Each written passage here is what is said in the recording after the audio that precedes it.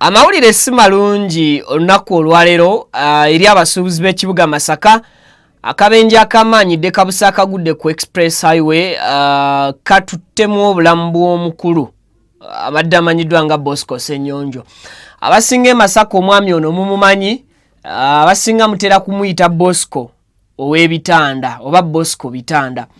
Mu kabenje kaguddeko olunaku olwaleero tekasobodde kubeera nga kaleka bulamu bwe, wabula kamutwaliddemu n'abaana be babiri balambirira. Ngenda kuba nkuwa sofa oba oliawo bye tulina ku mboozi eno. Kakati mu buufu era bwe bumu obw'amawulire agatawoomya nnyo Nakabululu, waliwo omukyala agenze maaso n'okuba nti yeekumako omuliro ne yeeyokya okwejjambula mu bw'ensi eno, ng'entabwe evudde ku bbaawe kuganza n'awasa omukyala omulala namba 2. Omukyala ono agezezzaako okuba nti alabula bba obuteetantala kuwasa mukyala wakubiri, naye ng'omusajja tawulira. Era obubaka bwazze nga abuyisa ku mutimbagano, naddala ku mukutu ogwo gwa TikTok, ng'ateeka captions ku videos z'abeera atadde ku mukutu gwe. Captions zino tugenda ziyitamu oba oliawo tusobole okufindinga out obusungu bw'abakyala and even okulaba abasajja biki bye tusaanidde okutwala ng'ebiri serious na biki bye tutasaanidde kuba nti tutwala serious, naddala ensonga singa zibanga zettaniddwamu ensonga z'amaka. Kakati obwenna akugjawo emiranga mu kibuga Fort Portal, era si gyegyo oba oliawo egyawukana n'abo abaafuna obuzibu mu kibuga eky'Embale okwosaako ne bannakampala olunaku abasuubuzi lwe baagobwa. Ekiri e Fort Portal kaweefube w'okusenda buli kimu ekiri ku kkubo. Akinambadde entunda chapati, nsiika nkoko, n'abalina obulimolimo obutonotono bwe badde bakolera ebbali w'amakubo oba ku streets ez'enjawulo. Olwaleero bano bagenda maaso n'okuba nti kakati ge bakaba ge bakombe mali yaabwe era nnyingi efiiriziddwa wakati nga bagenda maaso n'okuba nti bakola ebikwekweto bino. Mpawo atalikaaba nzijukira n'ab'e Masaka nabagamba nti kijja n'abakyali ejjinja mu site mugenda kubeera nga musinkana akaseera akazibu bwe kati. Almost nagamba nti buli kitundu kyonna kye baawa site ne bakisumuusa okuva ku municipality, ne bakisumuusa okuva ku council ne kyambuka mpaka ku era council to city, ndooza mujja kumpa bulamu awo. Bagenze maaso buli omu n'okuba nti asisinkana ekizibu kino, ate mugenda biraba. Ngenda kuwa emboozi eyo mu bujjuvu. Bwino ampeereddwa ku mboozi gye naakamala okukola ey'omukulu MP owa NRM Mwami Enos Asimwe eyakubiddwa amasasi mu kiro ekyakeesa ku Lwokutaano. Waliwo omu ku bantu abankubidde essimu ne bampa obubaka oba ne bampa information kiki ekituufu ekyaliwo. Okusinziira ku information gye nfunye, kiraga nti ono amasasi agaamukubiddwa ensonga zeekuusa kubaka abasajja. Okusinziira ku mawulire agampeereddwa, kiraga nti ekyaviiriddeko obuzibu obw'abatuusizza okubwa ebyasi nsonga z'abaka abasajja mbu, era omuntu ampadde ebintu ebyo ali ku ssimu kuno yagenda okubitwongera nga bwe mubigenda okubiwulira bwe mbeera mubitwala. Nkwanirizaako gy'osinzidde okubeera ng'otulaba n'okuba ng'otugoberera ku Mukutu Viki Exclusive. Weebale nnyo gyonna gy'otuusaako engalo, atatwegattangako mu butongole subscribinga ku Mukutu osobola ofunanga latest updates ne latest information. Tuba n'amawulire mayitirivu nnyo ffe agajja ge tukuwa buli budde buli ssaawa, ate tufuba okukakasa nti stories zetukukolera zetukuwa teziriiko nnyo samwasamwa. Afadhali tukola ekisoboka okukuwa ekyo ekisinga mu bye wali badde ogwana okutegeera. Nzikiriza nzijewoko ensimbi z'abakama bange, ate nzije tubeere nga tutandikirawo. Tovaawo.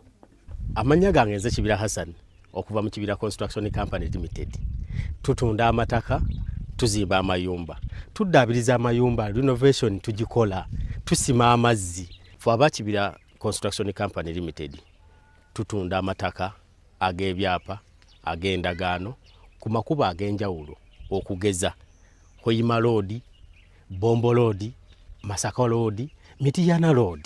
Ate tukiriza ne kibanja mpola osobola tukyalirako ku ofisi zaffe ezisangibwa Essenge Wakiso oba tukubire ku masimu gaffe 0755 36 37 82 ojje tugende mu maaso n'okwogereza ku bizinesi yonna gy'oba oleese mu ofisi yaffe nga bwe nzoogeddeko waggulu. Tujja kwataganira wamu kubanga bye tukola tubikola nga biri mu kubogolokofu. Buli kimu ekigwa mu construction company tukikola. Bw'oba olina ky'oyagala okwebuuza era tukyalireko ffe bakibira tukubire buli kimu tusobola okukimala. Ntuusa omukisa okubabuuzaako nti assalamu alaikum wa rahmatullahi wa barakatuh.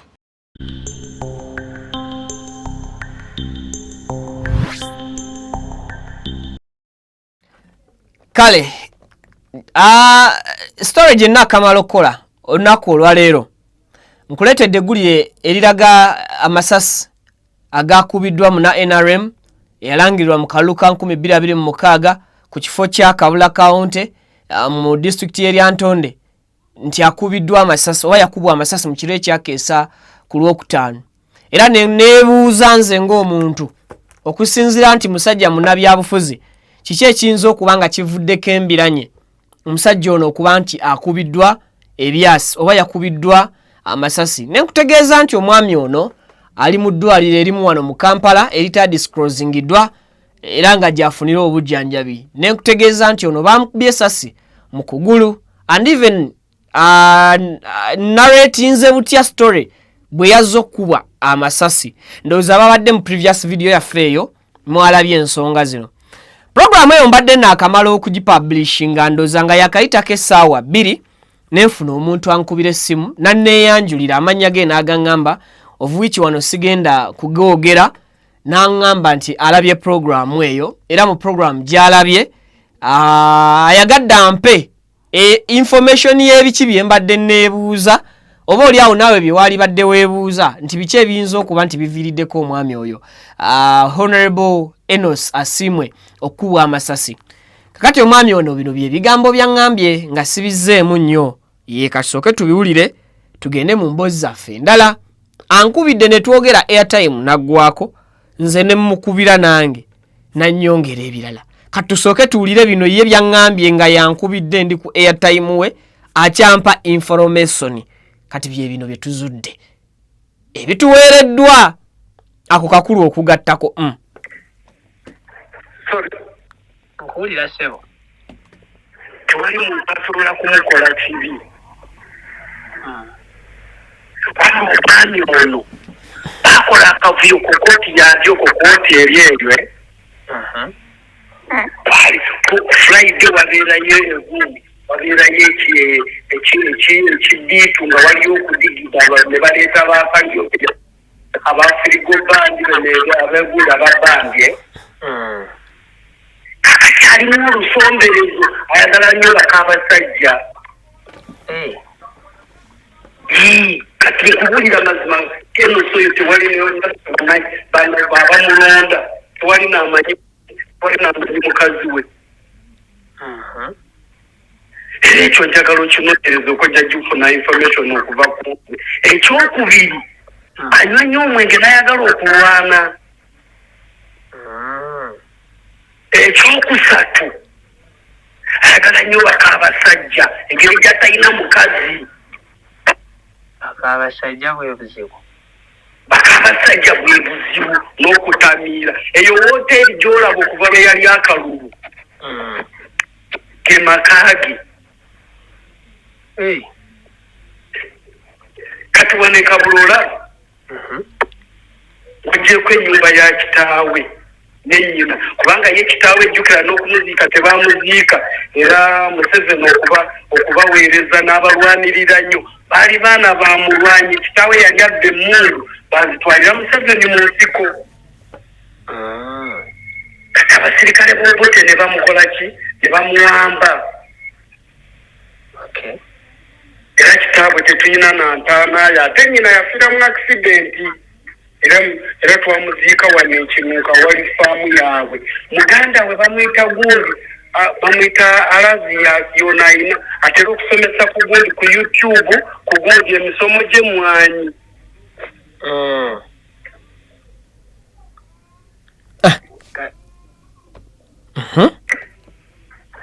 Sorry.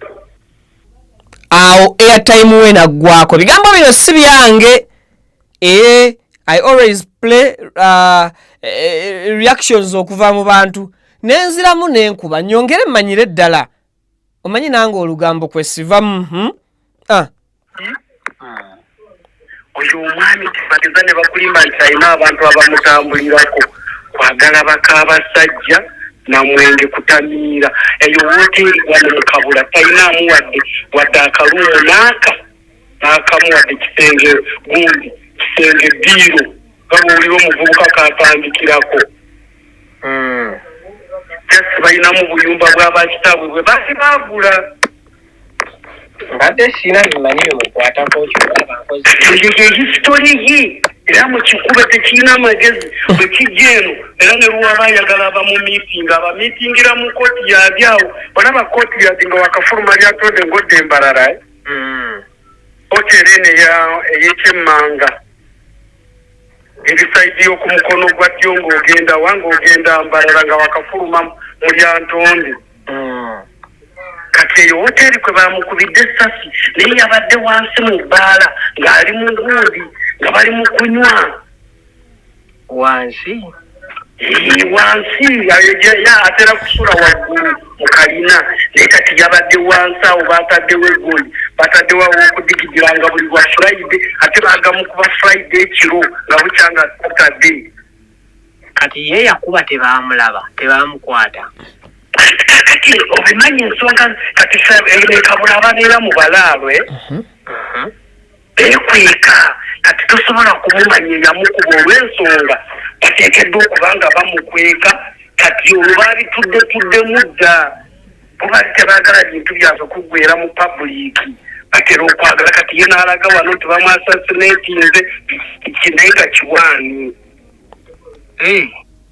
kaakati ono lwaki ye abireeta mu pabuliiki ng'ate yategeddeko banne nti baabitwatiddeyo mu kyama ne babigiraagira babiwumbewumbe mbu bisobole okuggwera eyo kati gwe lwaki mwami gundi obimpadde nze mbiteeke mu public but anyways ebirowoozo n'ebigambo by'owulidde mu katambi k'amaloboozi ako tebyogeddwa Viki exclusive yadde abaddukanya omukutu guno wabula we always interact with our audience era tufuna reactions zaabwe mu stories ez'enjawulo so ono y'omu kwabo abampadde information yagamba mbu obuzibu buli awo saagala kuddiŋŋana nnyo bigambo kufuuka nga alwana omuntu ate mninako empulidde ataddemu awo akagamba nti mu kikube program za Viki exclusive tezikolebwa kukuba muntu yenna ndowooza ako tukamakinze bulungi ffe tukola kuwa buwi bantu mawulire na information nga bw'ebeera egudde mu ngalo zaffe kakati bwe baba nga abali ku ground bagamba nsonga z'abaka abasajja teziri political bakugambye nti eyabalaalo bangi kyesimanyi oba abalaalo balina nnyo emmundu ezitalondoolwa to an extent nti zisobola okutuusa obulabe ku muntu ne batagezaako okukwata nsonga mu ngeri ya kisajja kikulu oba mu ngeri y'amateeka in fact sina kisajja kikulu ebe erina kubeera solution y'amateeka so omulwadde yakyagenda maaso n'okufuna obuki obujjanjabi ogwo gwe mukutu Viki exclusive bwe gutyo bwe gukola ki bwe guddukanye ensonga mwawulira amalala agatali malungi omugagga abadde amanyiddwa nga Bosco Bitanda e Masaka awo naye ng'amanya ge ye Bosco Ssenyonjo afunye akabenje enkya y'olunaku olwaleero bw'abadde avuga okuva e Masaka gye yavudde n'abaana be babiri mu mmotoka ng'ayolekera mu bitundu bya Entebbe airport era ono bw'atudde ku kkubo oba bw'agudde ku kkubo eddene erya Entebbe express highway avuze emmotoka n'akola akabenje yes emmotoka ye si eyo funa eri emmotoka ennene mwabadde yebadde emmotoka ye mwabadde atambulira zibadde waawe emmoroka nga 3 bwe zikoze akabenje simanyi oba ozifunye bulungi kati oyo mugagga yoyo Bosco Bitanda kigambibwa mu kaseera kano bakirowoozebwa nti engeri gy'ali businessman akola nnyo awummula kitono era kigambibwa oba kiteeberezebwa nti ku express emmoroka yeeyo mwabadde nti ku express kuno bw'abadde avuga ng'ejje kiri nti yakedde okuva e Masaka atuuse ekiseera n'abanga asumagiramu olwa fatigue bulwadde bubi bwali bunkutte koko abasawo bakulagira okusooka okuwummula okwesonyiwa ebintu bya electronics okugeza nga TV masanyala computer simu bakugamba osooka obyesonyiwemu basobola okuwummuza kuva ku mulimo gw'okumala omwezi nga mulamba so nalwalako obulwadde bwa fatigue obwo bubi nnyo toba na wakuluma exactly nti wano naye otuuka n'ekiseera n'oba nga tomanyi kiki ky'oteekeddwa kukola ku bulamu bwo obuliddeire bw'obadde ng'obutambuza so it's alleged nti omwami ono alabika adoozinzeemu asumagiddemu ng'ali ku kkuba avuga ate express eyo mugimanyi abaana badduka ebyuma abaana basabika so abaddemu n'abaana be babiri bwe batyo bo tebasobodde kubanga basimattuka okuva ku taata n'abaana tekitegerekese oba abadde afuluma ggwanga oba ku kisaawa abadde alina omuntu gw'agenda okurecevinga oba babadde bawerekera omu ku baana be oba sinakindi abaana be bombi babiri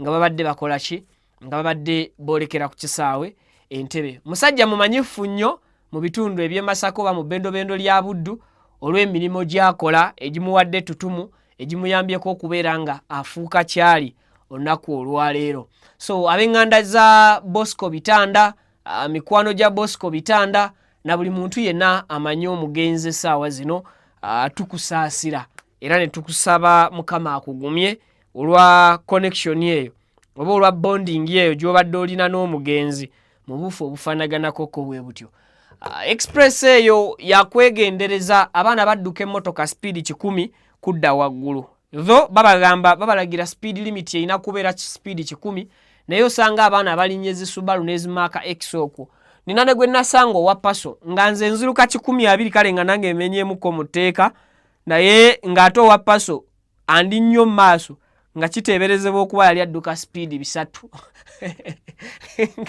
ng'ate paso yali ekoma ku 10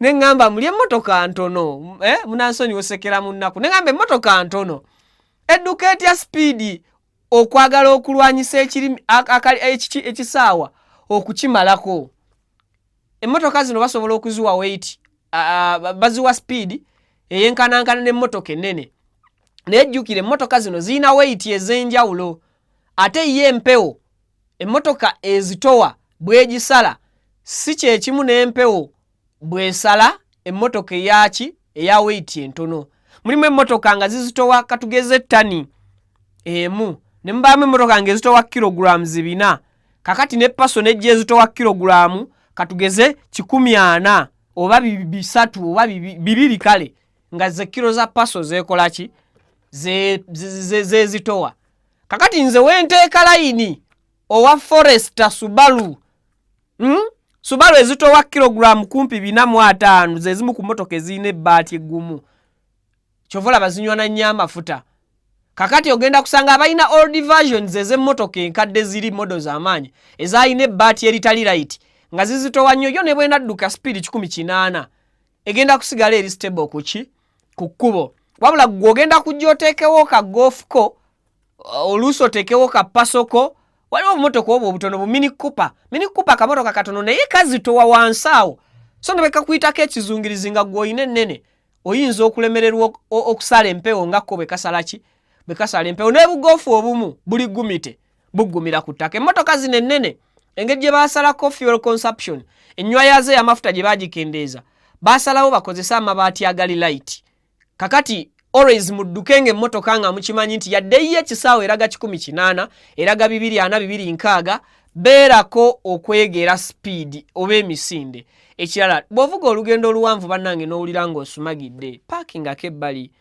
osooka owummuleko lwakuba ku express okukko tebakkiriza kuwummulirako naye at least owummulirako somewhere ne kikuyambako okurefreshinga obwongo bino mbusimanya kanzigula amadirisa endabirwamu nzise wansi empewo enfuweku bannange otulo tetubimanyo ebyo era ogenda kutomera ojja kusumagira bino mbuninamu akacupa ka lwenzooli kanneyiweko otuzzi simanya amaaso gaddemu galabe awo wonna oba weeriko amaaso bwe gaba gakwatiddwa otulo muganda wange kokole ki oba weetaaga okuwumula. Nze emmotoka yannema okutuusa ewange saa 12 za kumakya nga nsuza envuga nveeyo Kabaale kiro kiramba, naye nga mbulayo just eddakiika 2 okutuuka ewange emmotoka nennemerera ku Prayer Palace ekibuyaawo nga ku poliisi napaakinga bupaakinzi ku kkubo nga naakawona attempts 3 ng'obedda nvuga ndaba nva ku kkubo neekanga naatera okuyingira omwala paka ne ngamba sigenda kuwaliriza kufiira ku kkubo kanneebake nazuukuka ku makya nga ng'ombe za traffic ze ezinza okusa. So always tuyige okukola ki okuwummula n'okukkiriza nti kati otulo tutukutte. Kitalo nnyo eky'omugenzi n'abaana be kyannaku okubeera nga famire esobola okuba nti etuuse mu mbeera efaanaganako bw'etyo. Kakati era mu mawulire amalala ag'ennaku waliwo omukyala yalabula bbaawe tekamutanda n'awasa omukyala omulala tamugattako mujja we mu bufunze. Fe abasajja engeri muli gye twemanyi nti twetegeerera nnyo n'okusinga omuntu omulala yenna okututegeerera. Omusajja n'asalawo n'anyumirwa obulamu ebbali. Kati bw'anyumirwa obulamu ebbali mukyala mukulu ajja akitegeera agamba nti ekimala kimala nakugaana musajja gwe okungattako omukazi era okulaga nti nali nkitegeeza nsobola either okukola ekikyamu gwe bba wange, nsobola okukola ekikyamu oyo mujja wange, nsobola okwekolako ekikyamu nze ng'omuntu, either mbaleke ne mujja wange mwegiriise mweyagale oba gwe atugattise nkugjewo oba oli atuyingiridde mujjewo. Naye ekibuuzo kiri nti bw'ajjawo mujja we baawe lwataafune bakazi balala bali babaweddeyo nti nedda. Bw'ajjawo baawe ye ng'omukazi ajja kuba alina kyafunyeemu nti nedda. Option ne tusigazeemu bwe ndejjawo ng'omukazi nkola kinyambibwa nti ndabika nyambibwa mu ggulu. Omukazi buno bwe bubaka obadde butambulira ku posts ze zazze ng'akola ze tuyita captions. Abalaba TikTok ebiseera ebisinga omuntu amanyi okuwandiika mu video ye. Yawandiika n'agamba mujja wange tuula owummule nze ndi zolo era omusajja anaatera okundeka. Ako kategedde bulungi. Wulira suicide notes omukazi z'abadde ateeka kuki ku posts ze.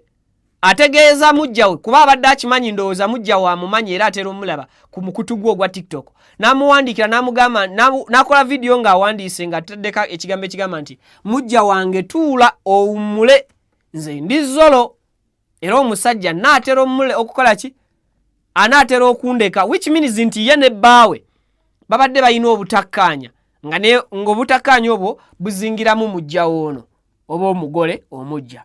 Nyongere ekifaananyi awo ekirala.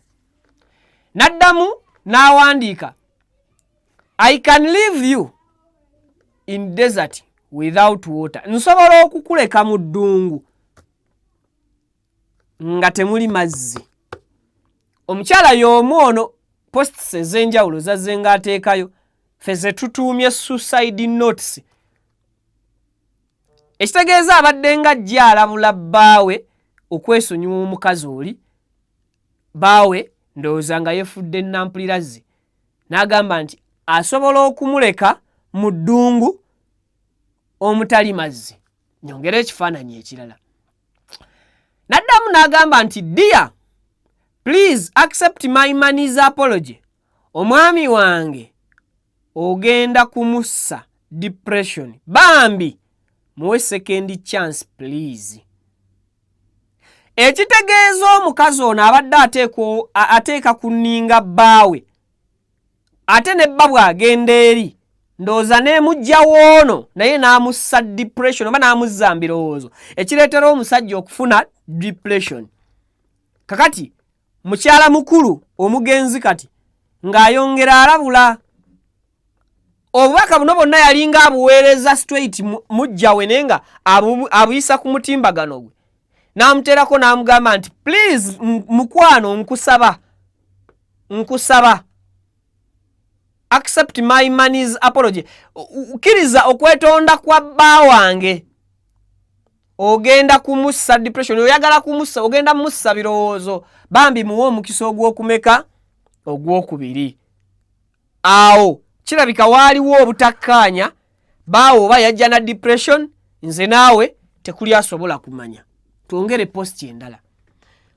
Naddamu n'apostinga n'agamba nti when you see me with a 40-year-old man, just know I tried my best with the younger ones.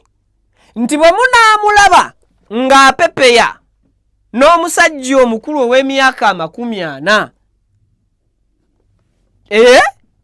mubeerewo bubeezi nga mukimanyi nti bambi afubye agezezzaako okubeerako n'abato, naye abato kigaanye, which means nti baawe abadde musajja muvubuka. Kati ndowooza ng'alaba afubye nnyo, atobye mu buli mbeera okubeera ne bba, naye oba oli awo baawe alemeddemu omuze gw'okutambula ebbali. Kati bino ndi mu kkuwa byange nga ngatta ku bibye byazaateeka ku mutimbagano. Kati twogera ku mugenzi. N'ayongerayo obubaka, tuziise suicide note. Naddamu n'agamba cheating on me is okay, but not with a girl who is still schooling. Imagine a non-Muslim. Kati kino kyekyasinga okuluma omugenzi. Nti okumuyendako oba okumugattika, okumugattako tekirina buzibu, tekyali badde na buzibu bwonna na mutawaana gwonna, era kiri very okay. Naye okumugattako akaana ak'obuwala akakyasoma, kuba n'akafaananyi nga akawala ako si kasiraamu. Muntegedde bulungi? Cheating on me is okay, but not with a girl who is still schooling. Imagine a non-Muslim. Okungattika sikyali badde kizibu, naye okungattako akawala akata akasoma nga sina kasiraamu, nga yo omuwala omugenzi musiraamu. Kati ekitegeeza obusungu omugenzi bwe yakuŋŋaanyiza, yabukuŋŋaanyiriza wakati mu kumugattako mukazi gwe batatongozza nti mukazi bamutongozza, naye baawe mbojjerezi abadde abojjerera akaana k'essomero. Kitegeeza baawe abadde ayinayo akanyaala ke, kuba mwana muto ono ye nga bwannyonnyola kawala kasoma ako kaba kanyaala bwe liba ttooke. Abadde ayinayo akanyaala ke ka ssomero oba ka secondary oba ka kirasi ki teryamanyi nga kabojjerera. Kakati omuwala ono oba omukyalo ono omufumbo ng'awuliranga ye aliiriddwamu bboolukwe. Genda maaso ne posti endala. N'ayongerayo n'agamba, to that pretty girl behind my man's smile, ayi Mukama ogundegunde nnyabo maama nsensebuse. Nti obulungi bw'omuwala oyo ali emabega w'akamwenyumwenyu ka bbaawe. Ayi Mukama, gunda nnyabo maama. Ye kennyini mu bufunze wano yali ye appreciate nga yali ali kwebaza eddimo ly'obulungi bwe obuleesa akamwenyumwenyu bbaawe. Kakati bbaawe akamwenyumwenyu akamuteekebwako mukazi teyakalaba, maybe n'agenda afunayo embojjerezi nga si nsiraamu, embojjerezi ng'ekyasoma nekitabula omukazi. Essaawa zino nnyumya ku mugenzi, tuli mu suicide notes ze. Omugenzi ekisinga okuba nga kibadde kimugumya ku nsi ng'alwawo kola decision y'okwetta, agamba sometimes I feel like giving up, then I remember I'm a mother, ya Allah, for sake of my daughter make me successful. Kati wano wewali ekinyusi kya buli muzadde ku nsi. Obe wano wewali enjawulo y'omuntu eyali azadde n'omuntu atazaalangako.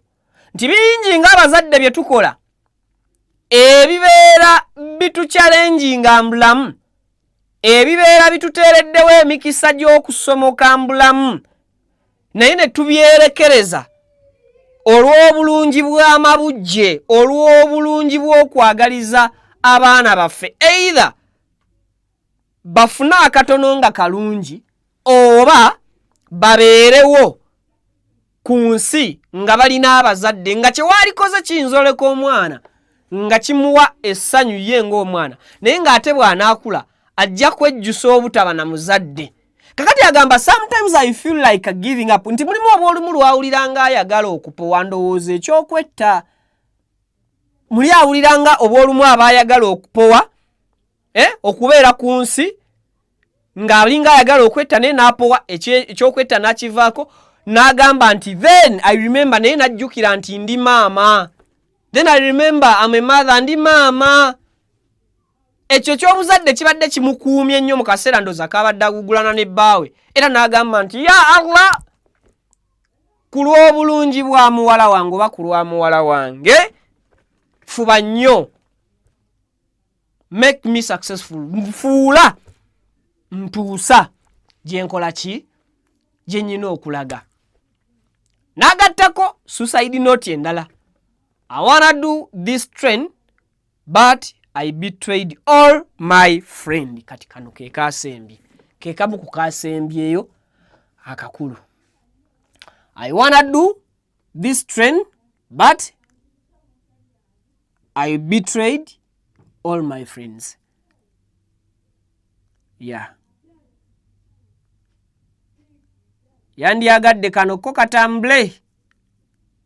Naye yaliddemu olukwe mikwano gye gyonna kituufu. Mikwano gyo gyonna mukyala gwe omugenzi gy'oli wabaliddemu olukwe. Kubanga wesse mu ngeri naawe gy'okkiriza nti si nnungi yadde oli mufu.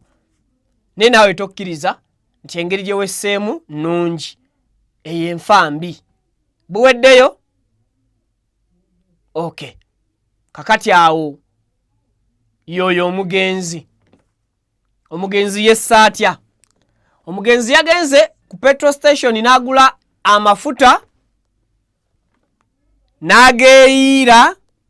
Omugenzi ne yeekumako omuliro ne yeeyokya.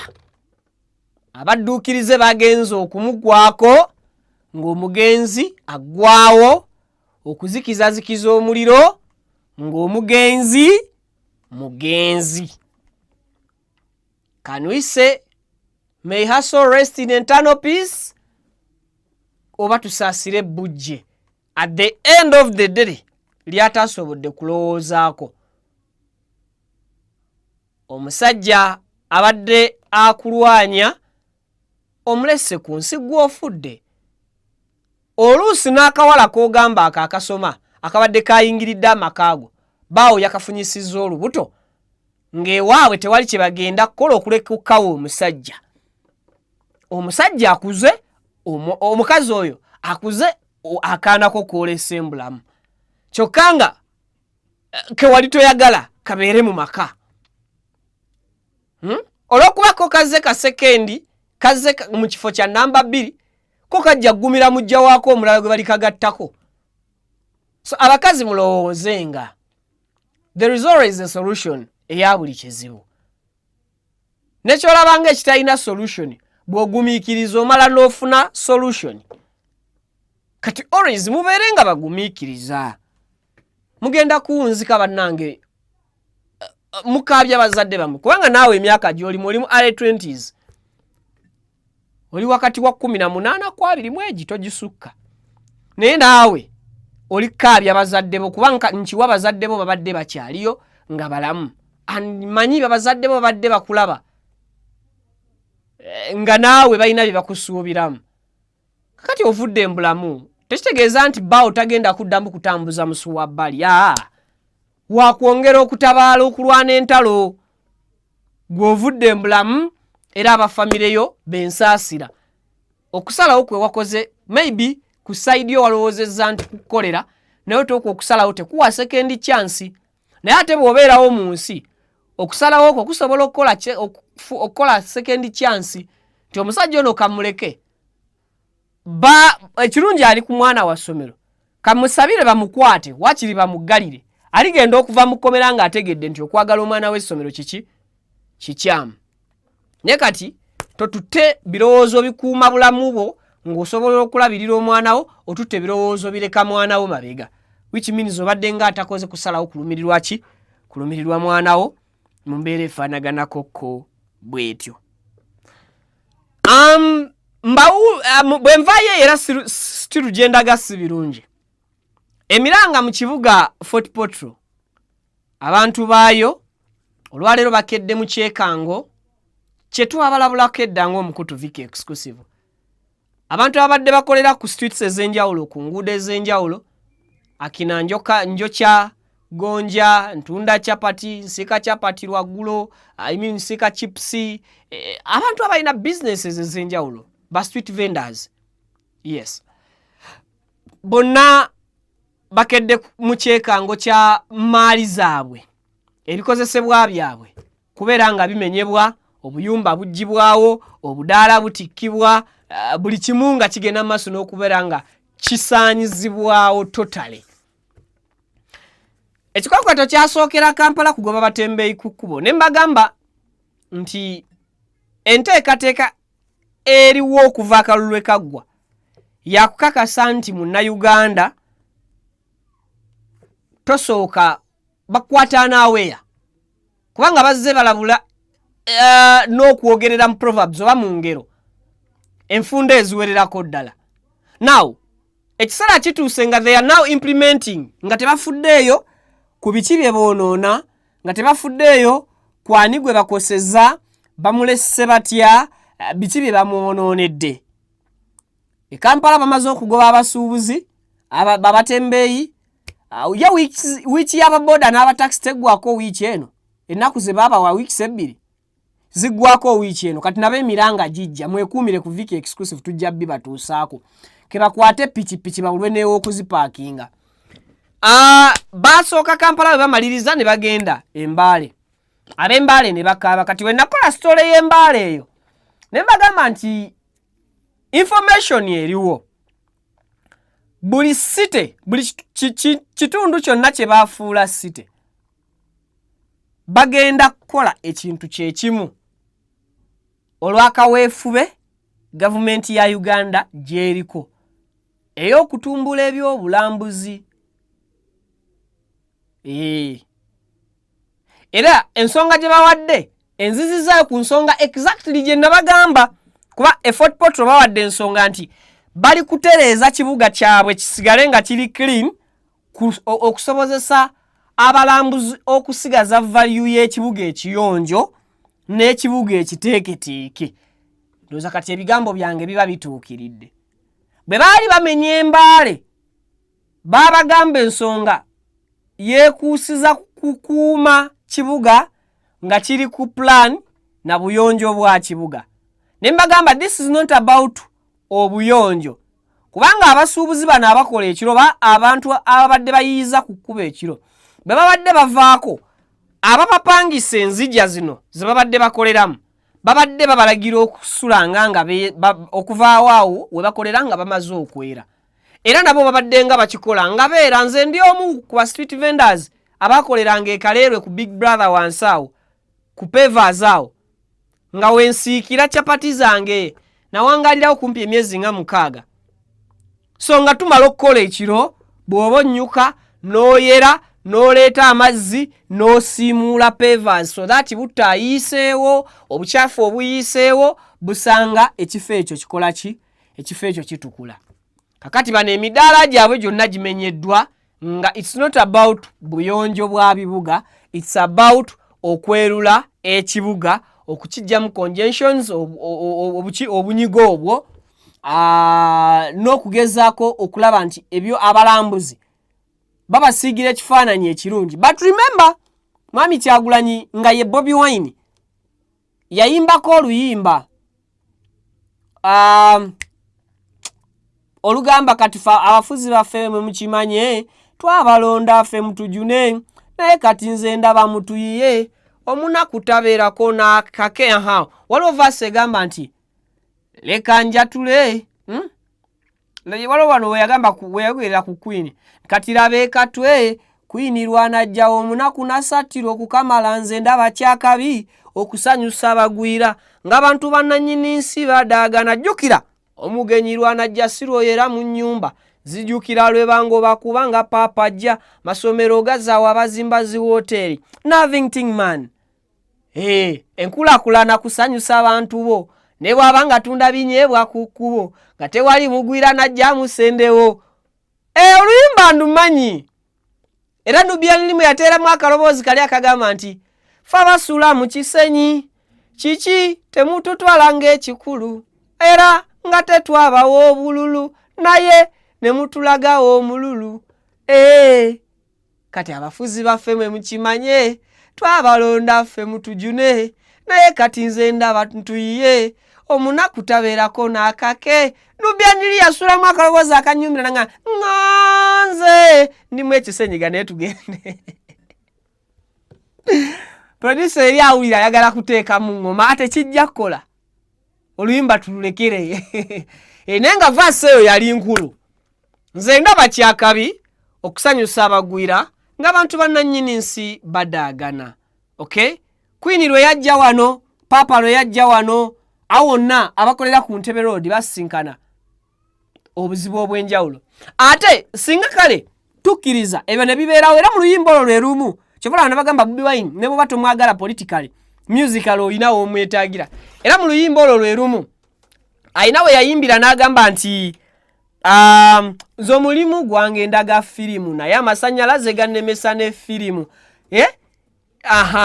Oba mujjukira vaasi eyo mugenda munoonye oluyimba siri muyimbi mulunoonya oluyimba olwo mujja kulufuna. So banna cities ez'enjawulo Masaka City be ready. Masaka bw'eba si eri mu kuddako mu bikwekweto bino Jinja yeri mu kuddako mu bikwekweto bino. Era mu kaseera kano mpa amagezi omuntu yenna akolera mu bibuga ebisigaddeyo genda onoonye ekifo w'okolera ng'abasajja tebannaba kujja kwonoona maaliyo nakutattana bizinensi yoweesengula emirembe. Otherwise bo bajja batwala buli kimu, bajja n'emmotoka zaabwe ziri well equipped nga ziri equipped bulungi okusuulamu buli kikyo. Obwo obuntu obubaawo baawo mulowooza ng'obwalayisi ne bwa bbeeyi and people invest a lot of money okukola obubaawo obwo. Omukyala asika chips goyinza olowooza nga ataweza mitwalo 3 capital naye nga akakadaala ke kaweramu miliyoni ya ssente. Gwe ng'oyagala okukakasa genda osuubula ennyaanya nti olowooza ojja kusuulayo zeebiri wali naye woozitundira awo si kakutiya. Waliwo ensimbi eziyiikayiika.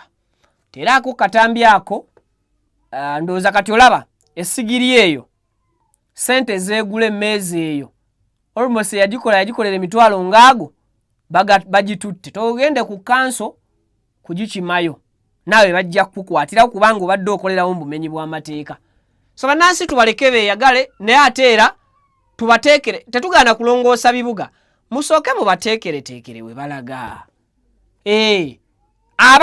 Abeesisigaliza bwe bagaana abo mubatwale naye musooke mubawe notisi muba notifying. Ekiganye kigaane, ekikoze kikole kikole. Lwaki sibasiibula nti era akavidiyo ako nga bagezaako okuba nti batwala emaali yaabwe mu butali bulambulukufu. Ogifunye baginteereyo nze mbatadde.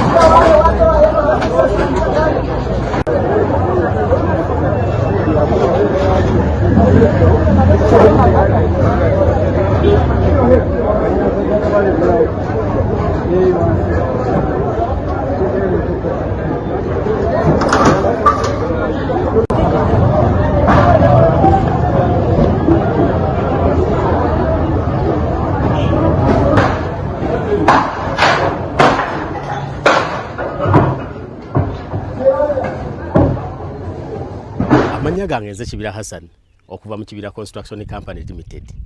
Tutunda amataka, tuzimba amayumba. Tuddaabiriza amayumba, renovation tugikola, tusima amazzi. Ffe aba Kibira Construction Company Limited. Tutunda amataka, ag'ebyapa, ag'endagaano, ku makubo ag'enjawulo okugeza Hoima Road, Bombo Road, Masaka Road, Mityana Road. Ate tukiriza ne Kibanja Mpola. Osobola tukyalirako ku ofisi zaffe ezisangibwa Essenge Wakiso. Oba tukubire ku masimu gaffe 0755 36 37 82. Ojje tugende mu maaso n'okwogereza ku bizinesi yonna gy'oba oleese mu ofisi yaffe nga bwe nzoogeddeko waggulu. Tujja kwataganira wamu kubanga bye tukola tubikola nga biri mu kkubo golokofu. Buli kimu ekigwa mu construction company tukikola. Bw'oba olina ky'oyagala okwebuuza era tukyalireko ffe ba Kibira tukubire buli kimu tusobola okukimala. Ntuusa omukisa okubabuuzaako nti assalamu alaikum wa rahmatullahi wa barakatuh.